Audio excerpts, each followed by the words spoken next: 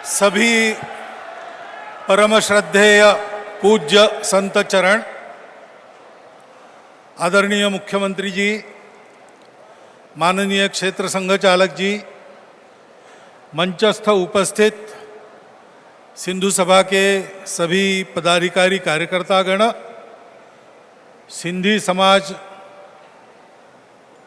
में अनेक प्रकार के विक्रम करने वाले सभी मान्यवर, उपस्थित सज्जन, माता भगिनी,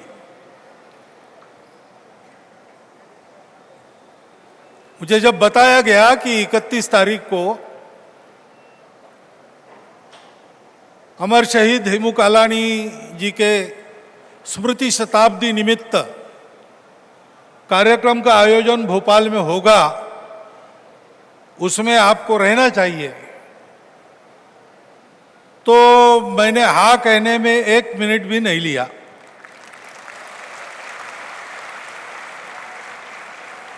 क्योंकि एक तो अपने देश के लिए प्राणार्पण करने वाले युवक का स्मरण है, और दूसरी बात है कि वह युवक अपने समाज के सिंधी बंधुओं से आता है।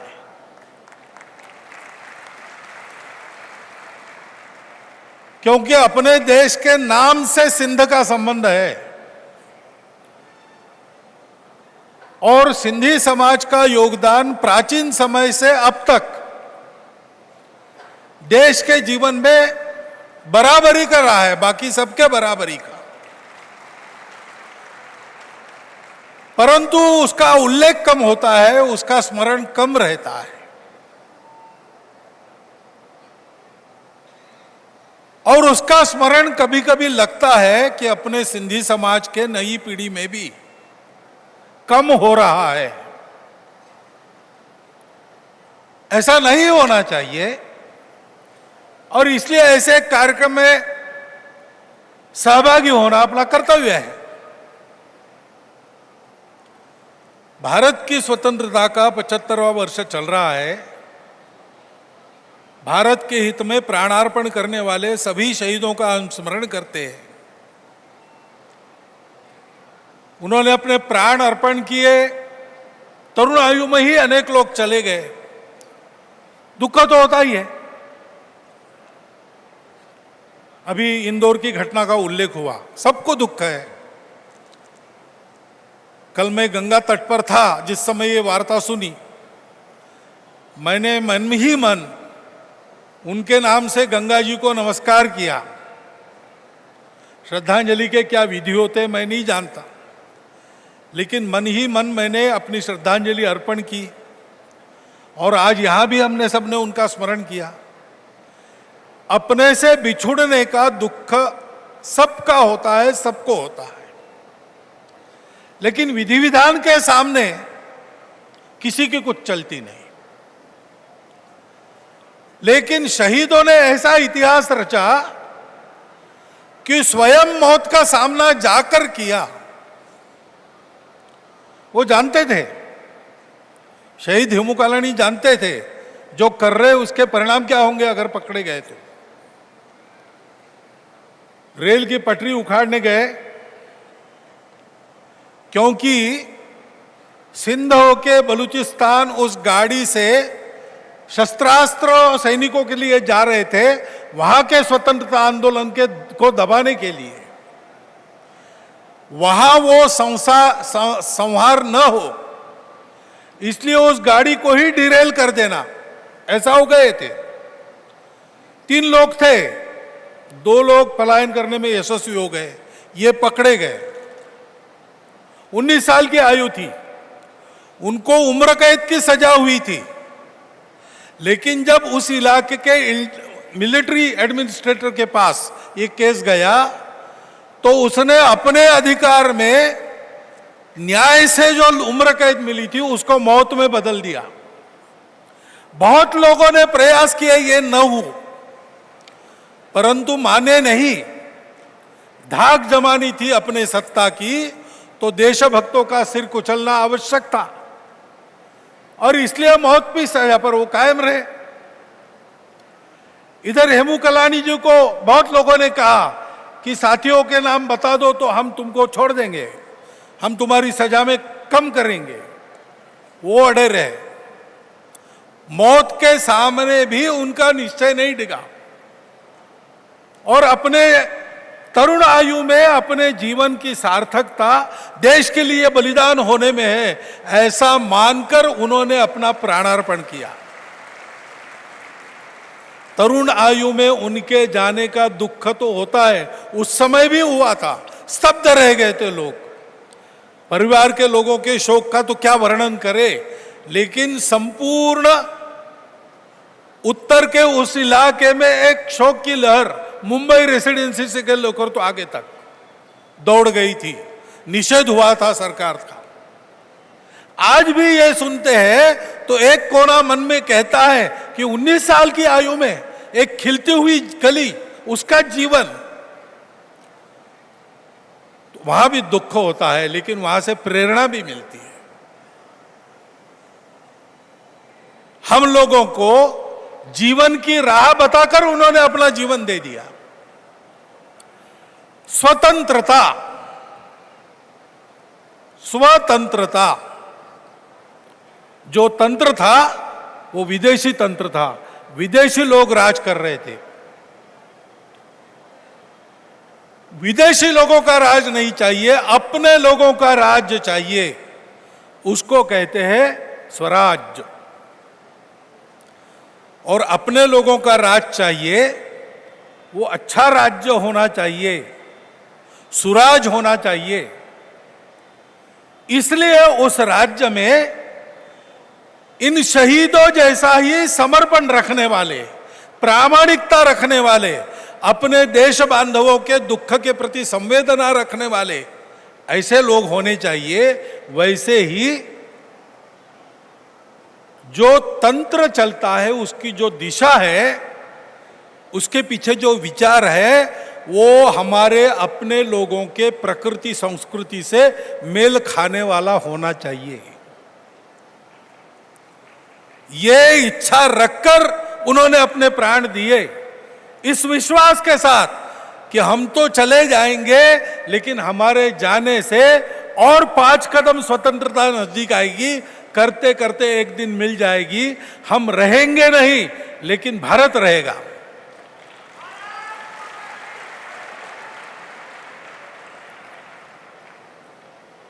मैं विचार करता हूं कि इस आदर्श को मन में लेकर सब शहीदों ने, भगत गवर्राम जी से तो ऐसे सब शहीदों तक, या कहिए कि राजा दाहर से ऐसे सब शहीदों तक, ये बलिदान क्यों हुए? अपने स्व को बचाने के लिए हुए। और जब ये बारी आई हमारे दुर्भाग्य से कि आप या तो भारत रहो, सनातन परंपरा में रहो, भाषा भूषा भजन भवन भ्रमण भोजन सब में अपने प्रांतीय भारतीय वैशिष्टों का जतन करके रहो, तो यहां से चले जाओ, यहां नहीं रह सकते। यहां तो अब हम कहेंगे वैसा चलेगा। 2 में से एक चुनने की बारी आई तो आप लोग पराक्रमी लोग हो, आपने भारत को नहीं छोड़ा। आप भारत से भारत में आए। जब आप वहां थे तब वहां भारत था। उस भारत को छोड़ने के बजाय उस भारत सहित आप इस भारत में आए हैं। यह अपना देश है।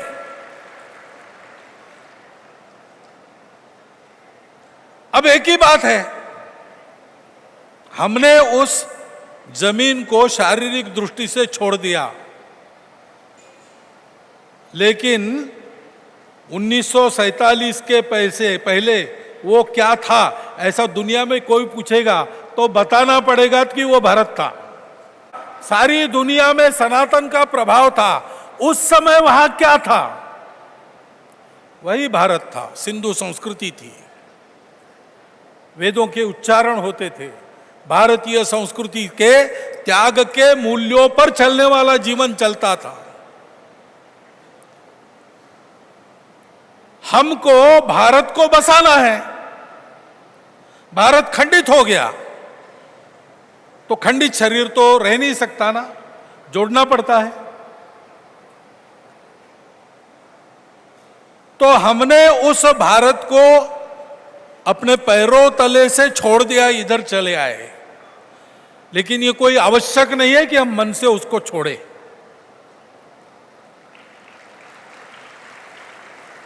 क्योंकि हमारे साथ उस भूमि का जुड़ाव, केवल सिंधी भाषिकों को नहीं कह रहा हूं मैं, भारत के साथ उस भूमि का जुड़ाव, सनातन धर्म संस्कृति हिंदू समाज के साथ उस भूमि का जुड़ाव, ये तो नाम से ही शुरू होता है। हिंदू क्यों कहा जाता है, हिंदुस्तान क्यों कहा जाता है, उसका कारण सिंधु नदी है, सिंधु नदी का प्रदेश है। हम कैसे भूल सकते हैं भाई?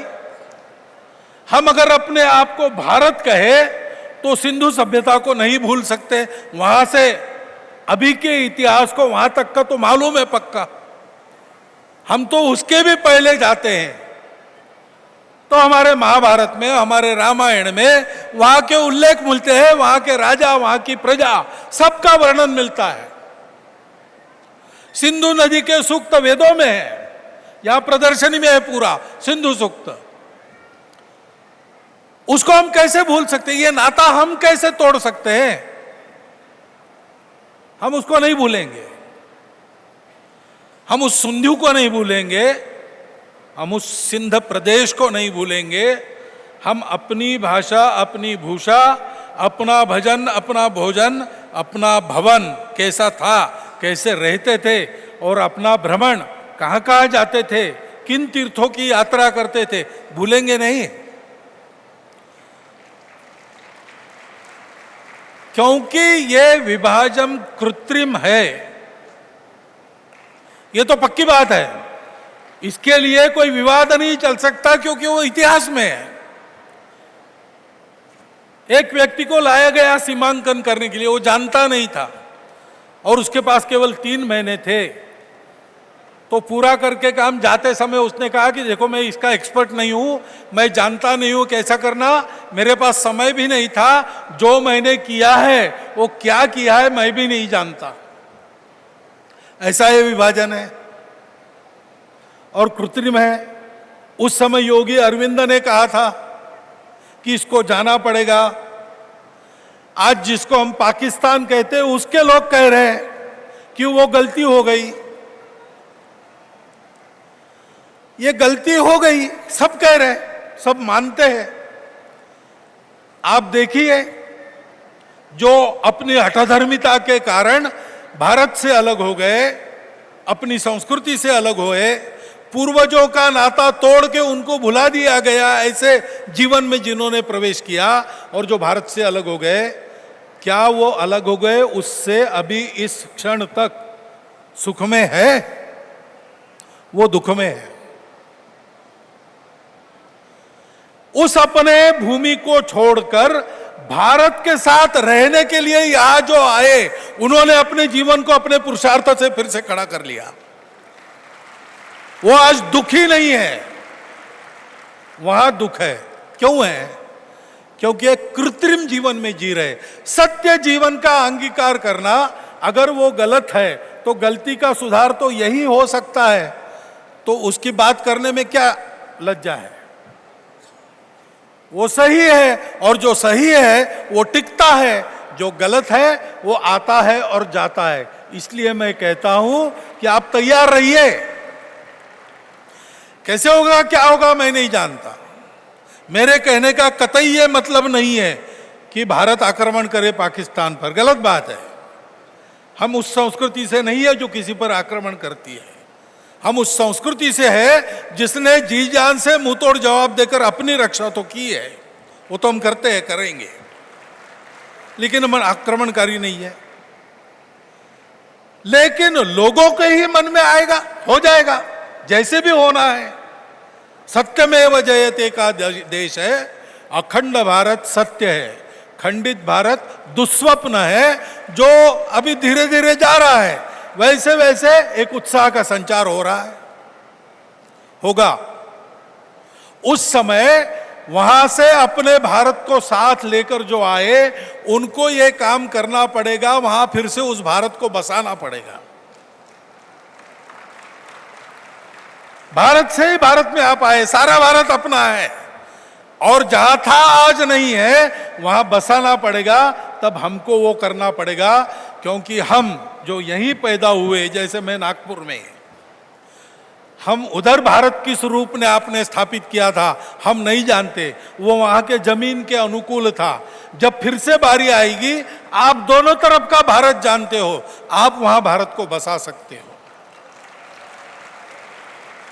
और इसलिए पहली आवश्यकता है, शहीद हेमू कालाणी का हम स्मरण करते हैं तो उनके जीवन की प्रामाणिकता को ध्यान में रखना,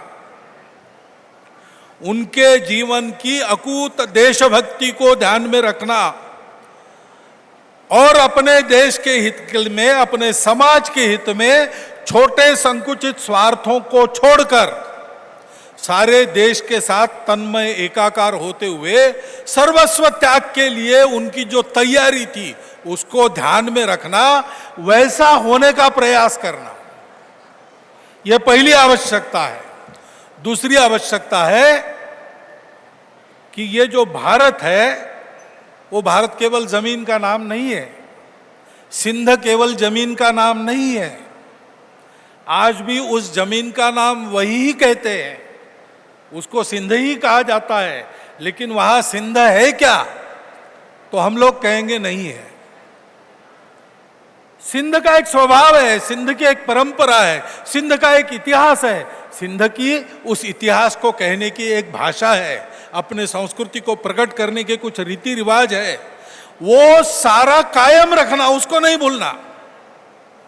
अपने घर में अपना भजन चले, अपने घर में अपना पूजन चले, अपने घर में अपनी सनातन परंपरा का गौरव बना रहे, उसकी जानकारी रहे, उसका आचरण चलता रहे।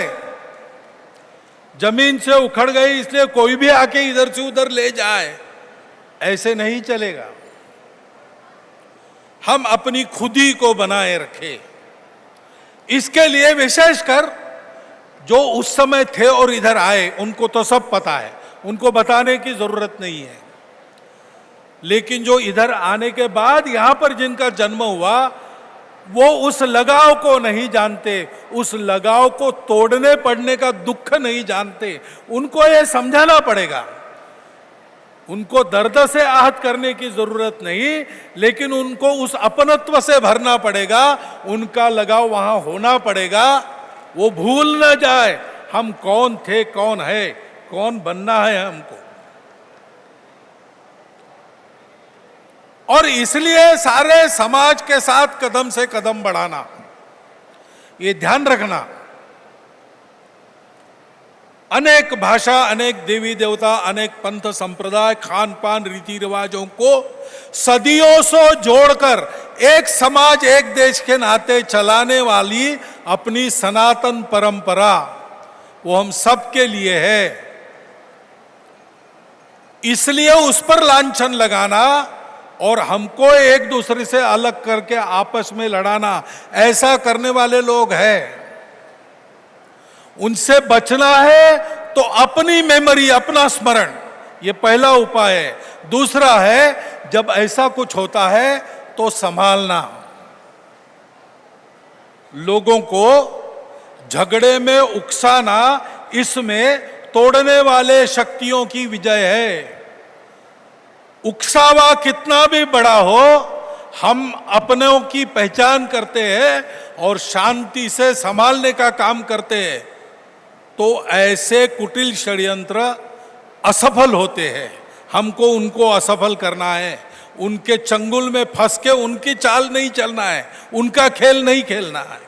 ये ध्यान में रखना, हम सिंधु है इसका मतलब हम हिंदू है, हम पूरा हिंदुस्तान है, इस समाज के अंग है, इस समाज के साथ कदम से कदम मिलाकर चलेंगे। और इसमें ये सब लोग हैं, ये हमको ध्यान में रखना पड़ेगा। इस स्व के लिए हेमू कालानी शहीद हुए थे केवल यहां से अंग्रेज जाए और अपने लोग कुर्सी पर बैठे, इतनी छोटी बात नहीं थी। वो तो प्रांतीय सरकारों में बैठना शुरू हो गया था। काउंसिल पर भारत के लोग चुनकर उस समय भी जाते थे। परंतु स्व का मतलब होता है इस स्व के आधार पर जो विविधता में एकता के आविष्कार को देखता है और उस एकता के लिए सब कुछ सहन करता है, सर्वतोपरि संघर्ष करता है, विजय उसके लिए होता है और कभी छोड़ना पड़े तो उसके लिए छोड़ता है। वो जो हमारा सनातन संस्कृति की परंपरा का प्रवाह है, उसके लिए, उस स्व के लिए ये हमारे सारे शहीदों ने बलिदान किया है। उनके अधूरे स्वप्नों को साकार करने का अपना काम है। और आज तो समय ऐसा है कि सारी दुनिया को ये विचार चाहिए। इस विचार के आधार पर अपने अपने देश को खड़ा करना सब लोग चाह रहे हैं। ऐसे समय में अपने देश के, हमारे सहित सब लोगों ने उसका एक प्रतिमान दुनिया को देना चाहिए। स्व का सच्चा अर्थ ऐसा है। डॉक्टर हेडगेवार ने 1920 में नागपुर में महात्मा गांधी जी की अध्यक्षता में कांग्रेस हुई थी। उसके व्यवस्था प्रमुख डॉक्टर हेडगेवार थे, सह व्यवस्था प्रमुख थे। और उन्होंने एक प्रस्ताव दिया था। उस प्रस्ताव में क्या विजन था? वो विजन ऐसा था कि संपूर्ण स्वातंत्र्य, इसको कांग्रेस अपना ध्येय घोषित करे और ये भी करे उसमें कि स्वतंत्र भारत बड़े पूंजीवादी देशों के चंगुल से संपूर्ण दुनिया के देशों के मुक्ति के प्रयासों में सहभागी होगा। भारत के लिए सोचने वाले, भारत के स्व के लिए सोचने वाले हर व्यक्ति के मन में पीछे ही विचार था, भारत को स्व पर खड़ा होकर बड़ा क्यों होना है, संपूर्ण दुनिया को कल्याण का मार्ग दिखाना है। इतना बड़ा ध्येय लेकर उसके पहले पायदान पर हम कदम रख सके, इसलिए ऐसे नवयुवक फांसी गए, शहीद हो गए, कितने लोगों के परिवार बर्बाद हुए, कितने ने आजीवन जेल काटी। उसकी कदर कैसे करना है?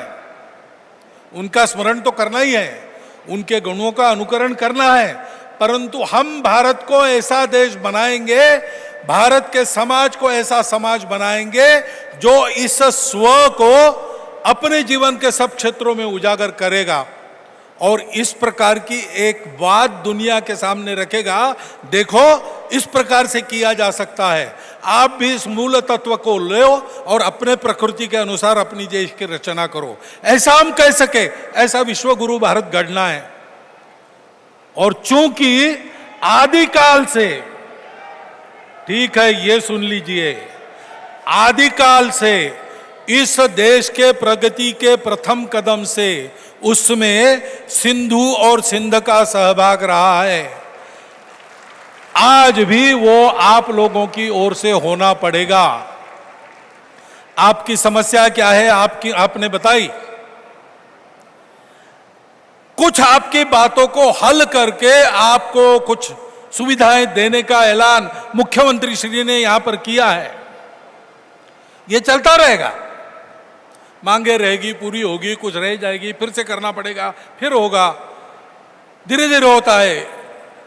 140 करोड़ का देश बनने वाला है अपना देश, उसमें संसाधन वगैरह वगैरह सारे देख दाग के बांटने पड़ते हैं, तो उसमें कुछ लोग रह जाएंगे, अगली बार होंगे, ये सब चलता रहेगा। लेकिन ये चले न चले, एक बार चलती रहनी चाहिए। संपूर्ण दुनिया को सुख शांति देने वाला भारत चलते रहना चाहिए।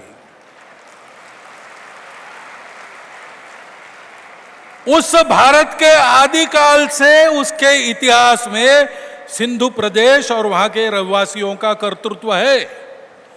वो जब तक बरकरार रहता है तब तक आप मान लीजिए कि सिंध, सिंधु और सिंधी रहेगा, बढ़ेगा, चमकेगा।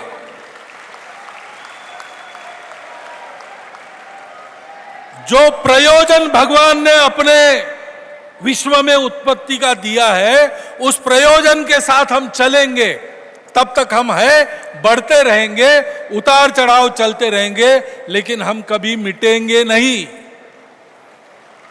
हमारी हस्ती कभी मिटती नहीं। उसका ये कारण है, हम अपने स्वार्थों के साथ नहीं रहते, हम अपने अहंकार के साथ नहीं रहते, हम इस विश्व के सारे नाटक में हमारा कहाँ प्रयोजन है, उस प्रयोजन के साथ चलते हैं।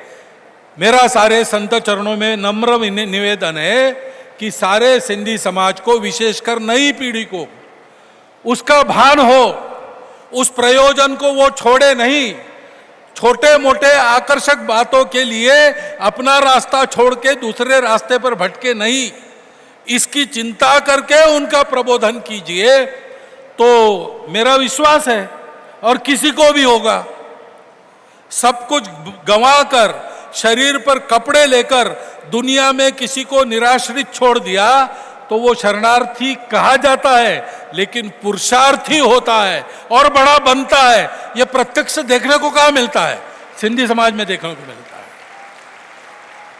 इसलिए विश्वास की क्या बात है, आंखों के सामने, हाथ कंगनी को आरसी क्यों चाहिए? आप ऐसे हो, आप ये करिए, सब ठीक चलता रहेगा। और आप ये करेंगे तो उस राह पर अपनी जितनी ताकत है, उस ताकत के साथ राष्ट्रीय स्वयंसेवक संघ आपको अपने शक्ति अनुसार सहायता के लिए सदा तत्पर मिलेगा। मुझे लगता है आज इससे ज्यादा कुछ कहने की आवश्यकता नहीं। समझदार लोगों को इशारा काफी है। इशारा समझिए, आगे बढ़िए। धन्यवाद।